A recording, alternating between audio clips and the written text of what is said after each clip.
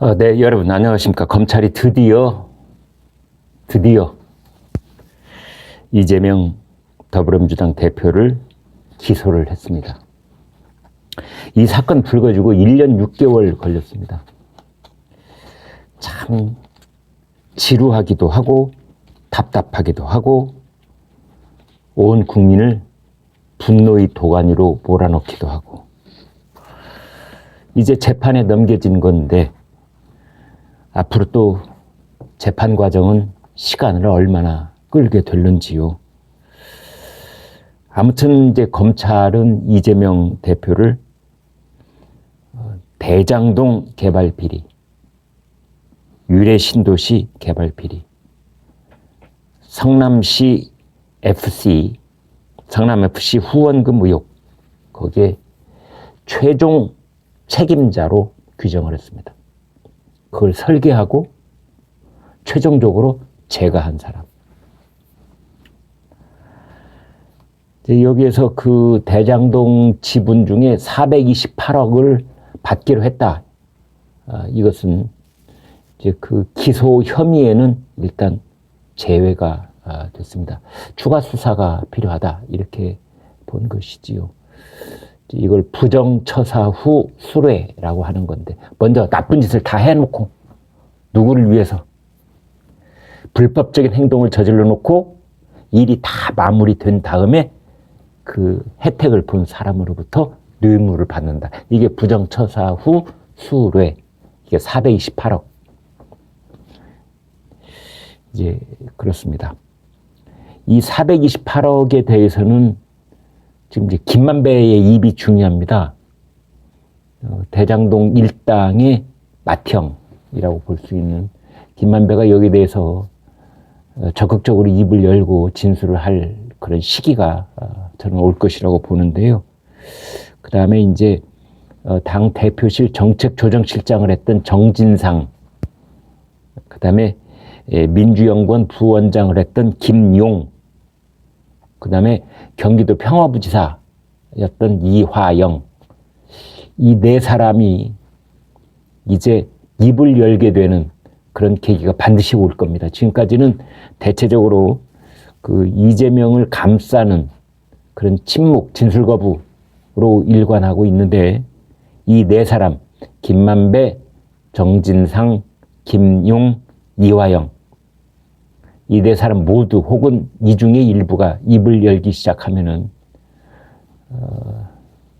이재명 대표에게는 추가 기소, 그 다음에 재판에 결정적인 증거 역할을 할 것으로 보여집니다. 5개 혐의가 적용이 됐는데요. 특정 경제범죄 가중처벌법상 배임, 특경법이라고 하죠. 그 다음에 이해충돌 방지법 위반, 그 다음에 부정부패법 위반, 그 다음에 특정 범죄 가중처벌법 위반, 그 다음에 범죄 수익 은닉 혐의, 이렇게 5가지입니다. 그 특정 경제범죄 가중처벌법 위반 배임 혐의, 여기에 관련된 액수는 4,895억 원. 그 다음에 이제 이해충돌 방지법 위반으로 그 성남시 내부 정보를 대장동 일당들에게 미리 알려줘서 그자들이 독식하게 만들었다는 것에 관련된 액수는 7,886억. 그 다음에 유료신도시 관련해서는 211억. 그 다음에 성남FC 관련해서는 133억 5천만 원. 그 다음에 범죄수익 은닉 40억. 이 돈들을 단순 합산을 하면은 1조 3천억쯤 됩니다. 서울중앙지검 측에서는 이렇게 말했습니다. 성남 시민에게 귀속돼야 할 막대한 개발 이익을 자신의 선거를 지원하고 공약 이행에 협조한 민간업자들이 독식하게 만든 사건이다. 지방자치단체 권력의 농단이다. 권력농단. 이렇게 규정을 했습니다. 이제 이재명은 대장동 피고인이 됐습니다. 지금까지는 피의자 신분으로 검찰 소환 조사를 받았다면 기소가 돼서 재판에 넘겨진 순간부터 피의자가 아니라 피고인, 검찰, 피고인 이렇게 되는 겁니다. 민사는 원고, 피고 이렇게 된다면 형사는 검찰, 피고인 이렇게 되는 겁니다. 그래서 이재명 피고인, 피고인 이재명 이렇게 불러야 합니다. 이제 매주 법정에 설 수도 있는데요. 공직선거법 위반으로 재판받아야 되죠. 2주에 한 번씩. 그 다음에 대장동 유래신도시 성남FC 이것도 이제 본격적으로 재판이 속개가 되면은 이건 역시 매주 서게 될 가능성이 있다. 이재명 대표는 최고위원회에서 이렇게 말했습니다. 답정 기소다. 답은 정해져 있었다. 나를 기소하려고 했다. 그러면서 이제 법원의 시간이다. 법원의 시간이 검찰의 시간에 비해서 얼마나 더 혹독하게 될지 두고 볼 일입니다.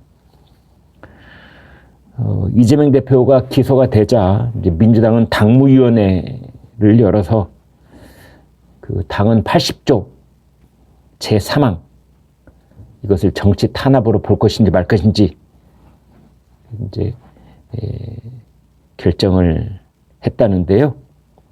대표직 계속 유지하도록 그렇게 의결을 했답니다. 근데 당무위원회 위원장이 이재명 본인입니다. 본인이 본인 머리를 스스로 깎은 거죠. 이런 것도 좀 부끄러운 일이죠. 사실은.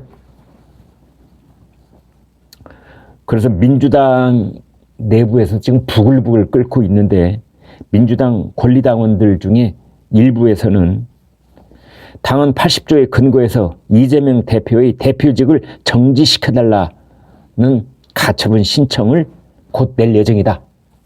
이렇게 되어 있습니다.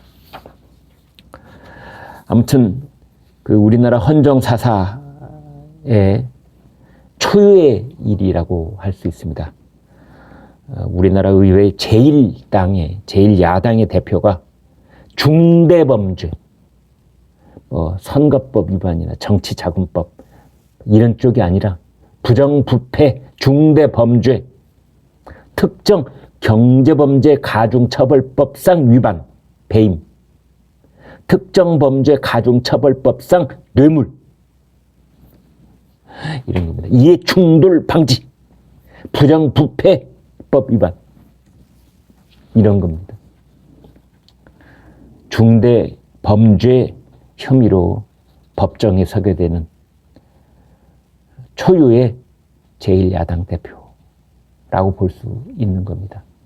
단군 이래 이재명이 초창기에는 입만 열면 그 얘기 계속 반복적으로 했었죠. 단군 이래 최대 치적 사업이다. 본인 말이 씨가 됐는지는 모르지만 단군 이래 처음으로 제1야당 대표가 중대범죄 혐의로 재판정에 서게 되는 그런 초유의 일이 벌어졌습니다. 이게 끝이 아닙니다. 아까 말씀드린 428억 약정 수익, 부정처사 후 수뢰 이 돈에 관한 재판, 기소, 그 다음에 쌍방울이 관련되어 있는 불법 대북 송금, 변호사비 대납, 그 다음에 옹벽 아파트 백현동, 그 다음에 호텔 신축 정자동, 지금 제가 헤아리는 것만 해도 5개의 혐의가 지금 기다리고 있습니다. 당헌 80조 부정부패 기소가 됐을 때 당직을 정지한다. 이게 이제 무력화된 셈인데요. 이재명 덕분에 기동민, 이수진 두 의원도 혜택을 보게 됐습니다. 라임 사태 관련돼서 기동민 1억 원, 이수진 500만 원 정치자금법 위반으로 이제 기소가 돼 있는데 이 두 의원도 당직을 유지하게 그렇게 되고 있습니다. 원내 대변인 맡고 있죠. 기동민 의원. 조선일보가 사설에서 마지막 당부를 했습니다. 전 정권에서 이재명 대표 수사를 뭉개기식으로 하면서 사건 기소에만 무려 1년 6개월이 걸렸다. 이 사건 직접 간접 관련자 5명이 극단 선택을 한 것도 수사가 길어진 때문이다.